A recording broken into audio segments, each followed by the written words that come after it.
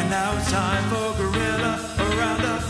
They'll let you know what happened overnight when things transpire you whilst you sleep. Right there in the loop you keep. Welcome to the Guerilla Roundup of Day 2 of the World Test Championship final being played between India and Australia at the Oval in London. I'm very pleased to have back with us the much-loved, revered and reverend Guerilla Cricket's answer to Al Murray, our own pub landlord, Tony Bishop. Welcome, Tony. Well, technically speaking, I'm the barman. Oh, to be sorry. fair, missus, don't forget the bear is the landlord. So he's the Al Murray I of just Guerilla. I just pull the pints. Fair enough.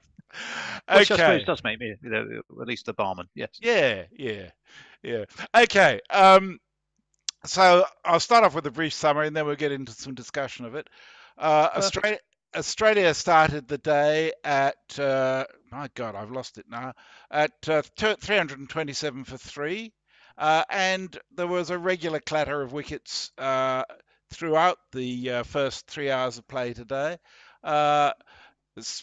Travis Head was out for 163. Cameron Green disappeared very quickly for 6, and Stephen Smith went for 121. The only other contributor of note was a lively 48 from Alex Carey. And for 38 extras, I should add. And Australia were all out for 469, which seemed pretty good, but not unsurmountable from India. India came into bat breezily. The Australian bowling was a bit astray at first, and they reached 30 without loss.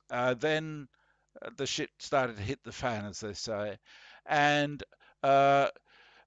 two batsmen managed to find their way to being bowled without offering a stroke, Shubman Gill and Pujara. Kohli was out to an excellent catch by Smith in the slips off Stark. And Jadeja was out about 15 minutes before the close of play for 48, which was the highest score to date, 51 balls. And India ended the day in some strife at 151 for 5. So they're over 300 runs still behind, with 3 days ahead of us. The bowling from India was actually quite good, I thought. Siraj had 4 wickets. Thakur, Shami had 2 each, and Jadeja 1 with 1 run out. And the 5 Australian bowlers, the 4 pace bowlers and Nathan Lyon, all had 1 wicket each. I think it's fair to say that Mitchell Starc bowled a bit erratically, but the others bowled, I thought, very well. And we're well poised for a fight back from India tomorrow. How do you see today's play, Tony? Well, I would say in the race for the mace, it's Australia setting the pace, Messi. Because I thought I was going to use that as my opening line when my brief was I was going to do a very succinct 90 seconds intro, and that was going to be my intro to that thing. And then you went and stole it. Sorry. I was going to get it in anyway. The race for the mace, Australia setting the pace.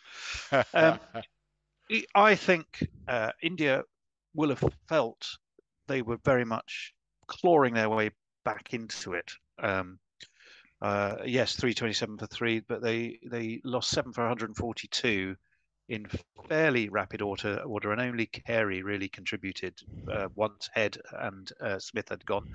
I think for England fans watching, bit of Trav ball was fantastic. He made that in his 163 and just 174 balls. So not quite a runnable, but certainly pretty good. And he looked in excellent touch. And it was finally a shorter ball that did for him in the end. But it took a few goes for sure. Possibly the inevitability, death, taxes, and Stephen Smith getting 100. I think probably wasn't that surprising. I thought, in the end, though, I think we were all thinking at the beginning 500 odd, 500 plus, maybe 550. Australia looking well set. They're going to bat deep and really bat India out of the game. They didn't quite get to that. However, I think for India to be 5 down at the close is dreamland for Australia. And you were absolutely right. 2 of those wickets were odd balls. Well, no, odd balls in the sense of being odd, not that the balls themselves were odd. I think you could look at Shubman Gill as being the weirder one. I mean, it was a ball that was always swinging just slightly into him, and he just seemed to lose track of where his off stump was, and bush back it went. Yeah, you could say that. Probably slightly less culpable was Pujara, who got one that really did move in off the seam from Cameron Green, who I must say, I not having watched much IPL, is a little bit quicker and bouncier than I was expecting him to be. Yes. I thought he was sort of fairly military medium, but he's way more than that. He was bowling up 142 kilometers an hour. Yeah, sustained what periods. a jolly useful seamer to fourth seamer to have. Absolutely true, and he did for a batsman as good as Pujara, who also shouldered arms. Virat Kohli got done by one that bounced, didn't he? Caught that slip. Yes. It was one that went high to slip. That was by Stephen Smith. He was never going to drop that down. 1 or 2. Was it 2 catches for Smith today? Yes, because he got Jadeja as well off the bowling of Lyon. Now they brought Lyon on, as you and I worked out, who's got Rahane. He's got Ajinkya Rahane 10 times in 17 tests, 7 or 8 of which I think we counted it differently. We're in Australia, not in India. And I was a bit surprised that Lyon didn't come on earlier, but nonetheless, he ended up getting Jadeja, not Rahane. And Srikhar Bharat was basically just, you could tell the English summer's arrived. It's the pleasing thud of leather on Bharat as he got a right old working over the poor lad, didn't he? Yeah, he did. He got a and he horrible looked like blow. a man who's only. Yeah, he took a horrible blow just above the elbow, didn't he? Which will be right now. It will be a huge bruise on his arm. I have no doubt at all. Yeah, not quite on the funny bone. It was fortunate in that at least was above the bit would have really. But he certainly he wore a few. I think Australia now are going to be feeling chirpy. They're going to enjoy their cold tube or 2, I would imagine. And they're so relaxed, in fact, that Nathan Lyon spent the last 10 minutes basically signing autographs and doing selfies, mainly while KS Bharat was getting the magic spray and generally being looked after for the latest thump that he'd taken. What do you think, Mesters, about India? Is there a road back for them? These 2 have just got to keep going, haven't they? And get past the follow-on and then just try and build a score that keeps the game alive. Well, it's interesting. I think it was Leah that tweeted in to say that India's best chance is for them to follow on and then beat Australia from there. Because I find it hard to believe that this batting lineup can be dismissed twice as easily as they have been, to be honest.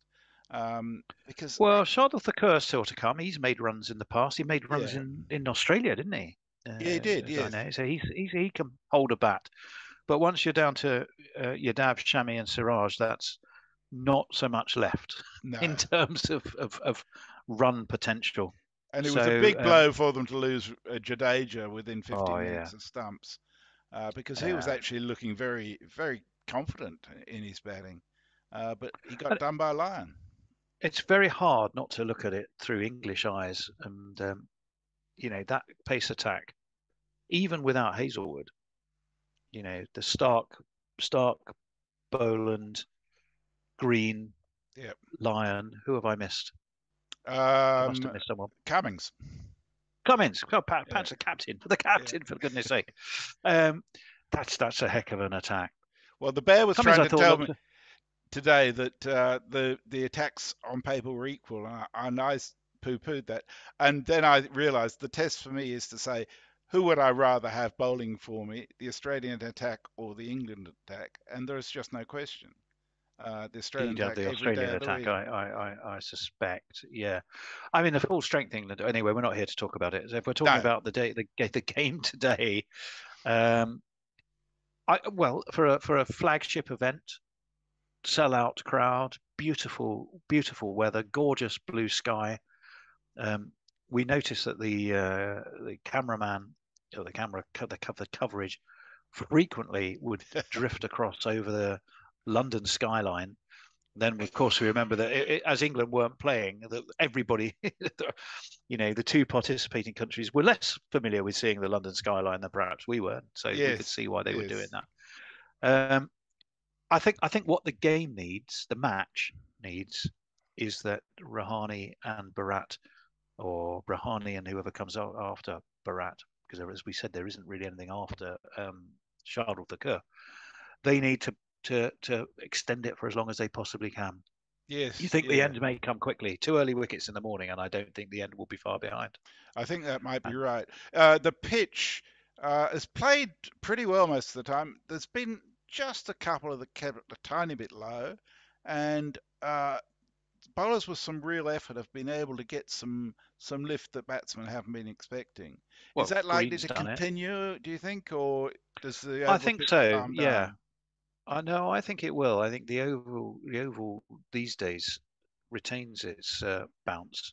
If you were asking me about Lords, quite often that can go pretty flat after, rather than get spicier.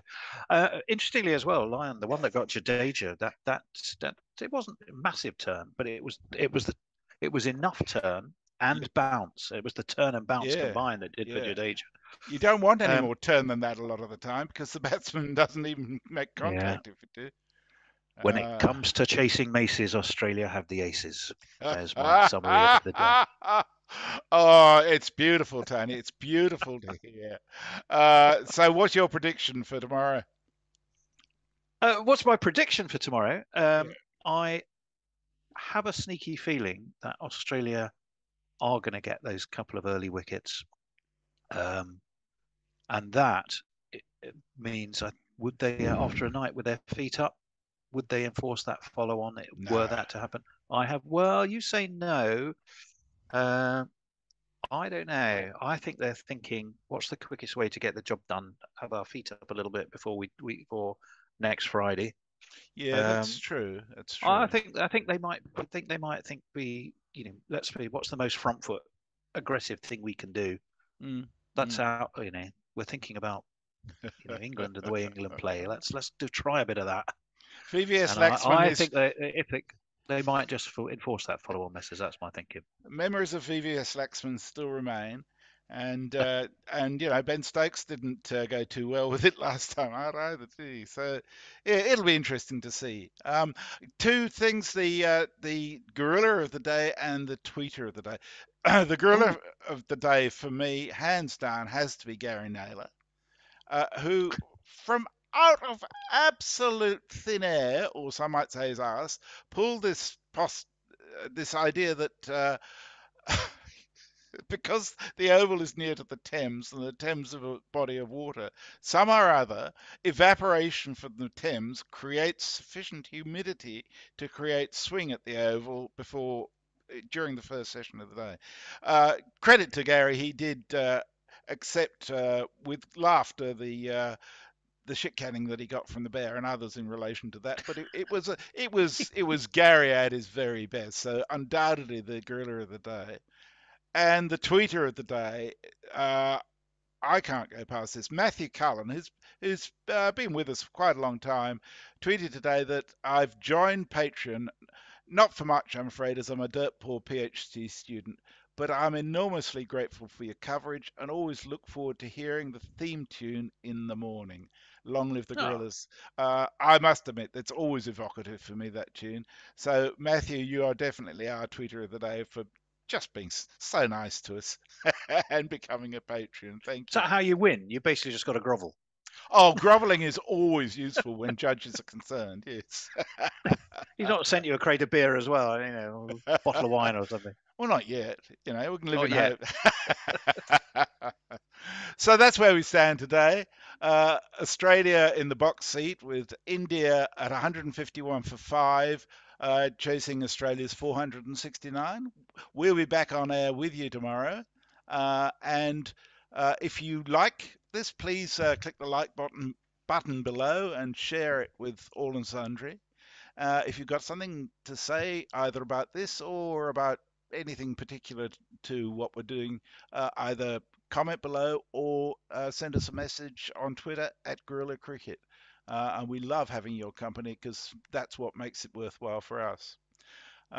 So that wraps us up for today. Tony, thank you so much for being here at the end of a long day. I really appreciate that. Great pleasure. I'm surprised we both got to it without forgetting who we were and what we were here for. Well, that's quite a triumph for the pair of us. So well done. Well, luckily we remind one another. So that's it for tonight. Thank you all very much. Good night. Take care. And now it's time for Guerilla, a roundup. They'll let